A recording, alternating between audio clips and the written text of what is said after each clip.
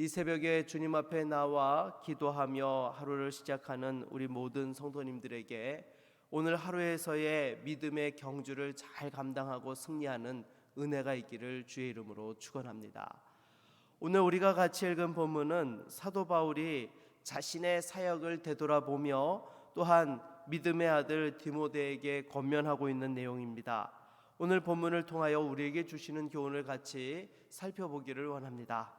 먼저 2절 말씀을 다시 한번 같이 읽어보도록 하겠습니다. 2절입니다. 너는 말씀을 전파하라. 때를 얻든지 못 얻든지 항상 힘쓰라. 범사의 오래 참음과 가르침으로 경책하며 경계하며 권하라. 아멘. 여러분, 사도 바울이 사도의 부르심을 받은 이후로 가장 우선순위에 두었던 것이 바로 복음 전파요, 하나님의 말씀을 가르치는 것이었습니다. 이것은 우리 주님께서 명하신 지상 명령임과 동시에 영혼 구원보다 더 시급하고 중요한 일이 없었기 때문에 이와 같이 행하였던 것이죠. 더욱이 사도 바울은 복음을 전할 때에 빚진 자의 심정으로 복음을 전했습니다.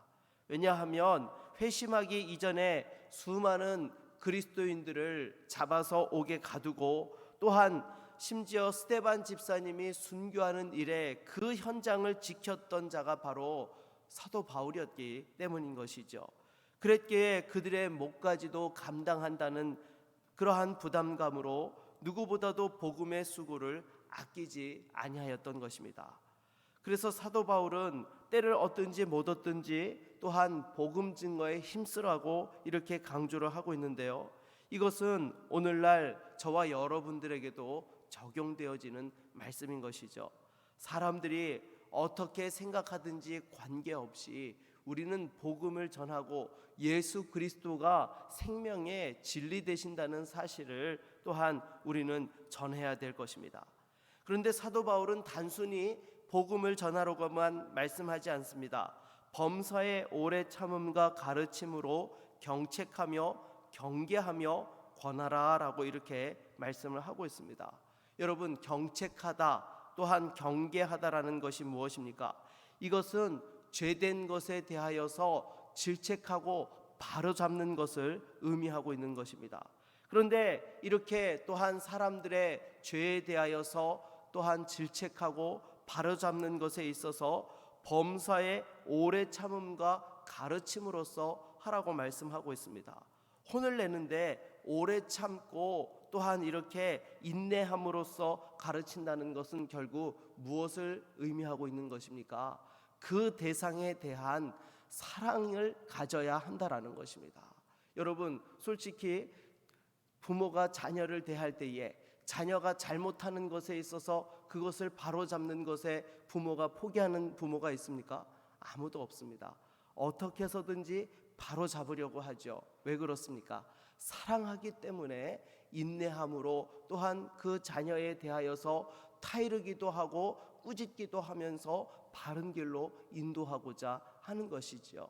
우리도 또한 복음을 전하는 데 있어서 그와 같은 마음이 있어야 한다라는 것이죠. 단순하게 일로서 감당하는 것이 아니라 그 대상에 대한 정말 사랑을 가지고서 복음을 전해야 된다라는 것입니다. 그럴 때에 영혼이 또한 성령께서 역사하셔서 변화시켜 주시고 하나님의 역사들이 일어나게 되는 것이죠. 그래서 여러분, 우리가 복음을 전한다는 것은요, 단순하게 일로서 하는 것이 아니라 영혼에 대한 그 사랑과 간절함을 가지고 또한 복음을 전하는 일에 힘쓸 수 있는 저와 여러분 모두가 될 수 있기를 바라겠습니다. 그리고 계속해서 3절로 4절 말씀을 같이 한번 읽어보겠습니다. 같이 읽겠습니다. 때가 이르리니 사람이 바른 교훈을 받지 아니하며 귀가 가려워서 자기의 사욕을 스승을 많이 두고 또 그 길을 진리에서 돌이켜 허탄한 이야기를 따르리라. 아멘. 여러분, 이것은 사람들의 풍조에 대해서 말씀하고 있는 것입니다. 복음의 절대성에 대한 부분들을 거부하고 자신들에게 또한 선호하고 유리한 가르침만들을 이렇게 택한다라는 것입니다. 그런데 여러분, 오늘날 우리가 살아가고 있는 시대를 바라볼 때에 이것이 여러분 어떻습니까? 정말 정확하게 오늘날 시대의 사람들의 그런 가르침을 받고자 하는 태도의 모습들을 보여주고 있다라는 것입니다. 2000년이 지났음에도 불구하고 그 사람의 본성은 바뀌지 않았다라는 것이죠. 그럼에도 여러분, 우리는 오직 복음만이 참된 진리임을 전하는 일에 앞장서야 될 것입니다. 5절입니다. 그러나 너는 모든 일에 신중하여 고난을 받으며 전도자의 일을 하며 내 직무를 다하라. 아멘. 여러분, 이러한 어려운 상황들 속에서도 절대로 포기하지 말고 또한 복음 전도자로서 고난의 길을 가는 것을 담대하게 감당하라라고 이렇게 말씀하고 있습니다. 지금 사도 바울은 무엇보다도 순교를 앞두고 있는 상황에 있었습니다.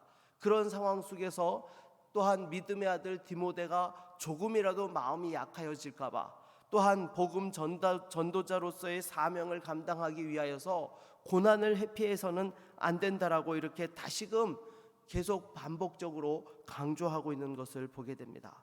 여러분, 복음을 전하는 자리는 제가 계속해서 말씀드리고 있지만은 영적 전투를 감당하는 자리이기 때문에 여러분, 그 자리에는 치러야 될 대가가 있는 것이죠.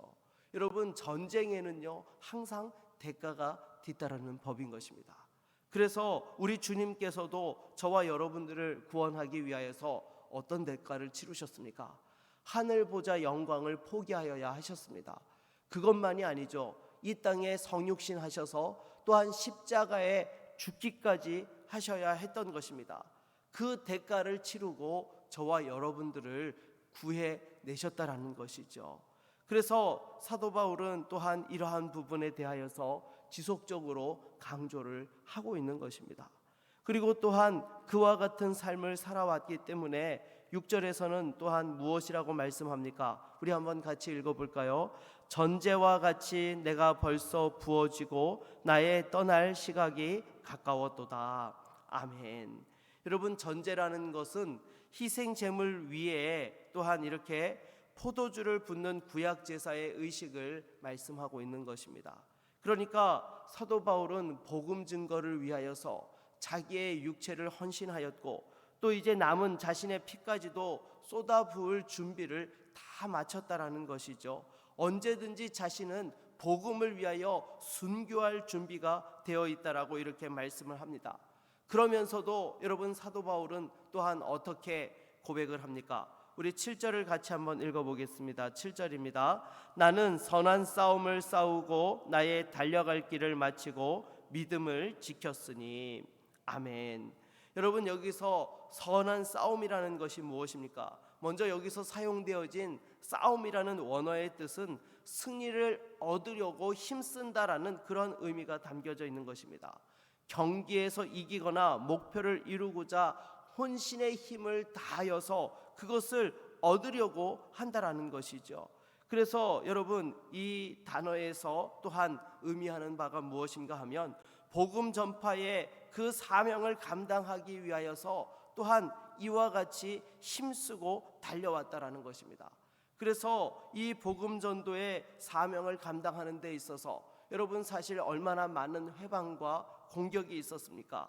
사도 바울이 그 사도의 사역을 감당할 때에 가는 곳곳마다 사도 바울의 그 사도권에 대한 또한 시비는 이루 말할 수 없었고, 복음을 위해서 수없이 맞고 옥에 갇히며 심지어 40의 감한 매를 5번이나 맞았고 3번 태장으로 맞고 1번 돌로 맞고 또한 3번 파선하여서 일주야를 깊은 바다에서 지내야만 했던 것입니다.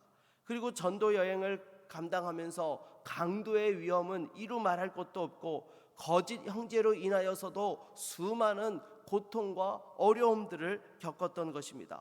이러한 모든 것에 대하여 사도 바울은 자신이 잘 싸웠다라는 사실에 지금 너무나 이렇게 또한 만족해하고 있는 것을 보게 되는 것이죠.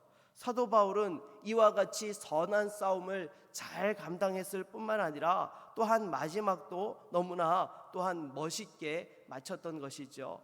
그래서 본인 스스로도 나의 달려갈 길을 마치고 믿음을 지켰다라고 이렇게 고백하고 있는 것입니다. 여러분, 이 고백을 보노라면 어떻습니까? 우리 주님께서 마지막 십자가 위에서 다 이루었다라는 그 말씀이 연상되어지는 것입니다.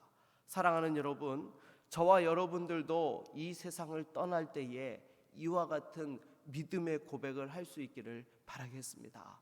세상에서 정말 너무나 하나님의 은혜들을 저버리고 살아가다가 지나온 세월들 속에서 후회하며 또한 너무나 부끄러운 모습으로 주님을 배우는 것이 아니라 정말 나의 믿음의 선한 싸움들을 다 잘 싸우고 이제 주를 배웁기를 간절히 소망합니다라는 그런 고백을 하면서 여러분, 우리는 주님을 만나야 될 것입니다.